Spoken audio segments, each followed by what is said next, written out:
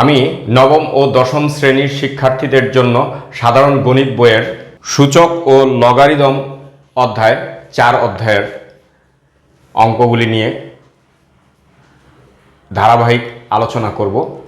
তোমরা চ্যানেলটি সাবস্ক্রাইব করে সঙ্গে থাকো। 2 নম্বর অঙ্কটা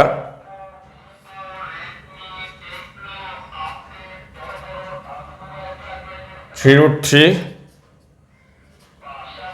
7 স্কয়ার ইন্টু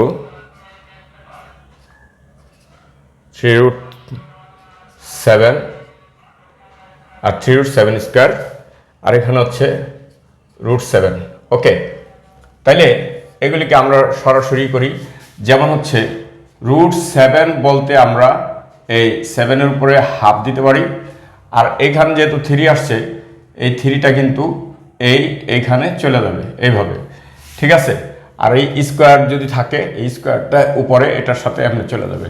তাহলে আমরা এটা সরাসরি এইভাবে লিখতে পারি, এইভাবে এই স্কোয়ারটা উপরে দিলাম আর 3টা নিচে। ওকে, এখানেও তাই, 2 নাই, এখানে হচ্ছে 1/3, মানে এটা মানে কি 1/3। ক্লিয়ার? এইখানে যদি আমার এই স্কোয়ার থাকে, এটা স্কোয়ার উপরে দিব, এটা 3 থাকলে এখানে 3 দিব, 4 থাকলে এখানে 4 দিব, কিন্তু এখানে যা থাকবে এটা দিব নিচে। ক্লিয়ার? এটা মাথায় রাখবা। ওকে, তাহলে এটা 7/2, এটা কিছু না, এটা হাফ।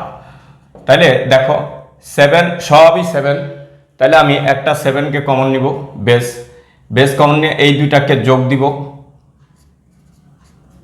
এই দুইটাকে যোগ দিব, এইটাকে বিয়োগ দিব, তারপর ক্যালকুলেট করো।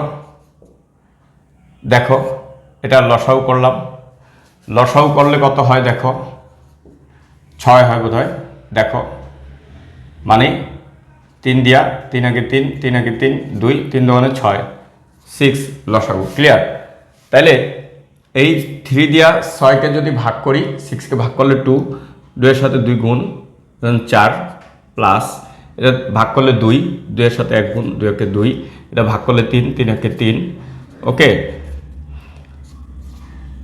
আর এটা 6 থেকে 3 গেলে 3, তাই 3 একে 3, 3 2 6, তাহলে 7/2, এটা হাফ মানি √7। ওকে, এটাই হচ্ছে অ্যান্সার।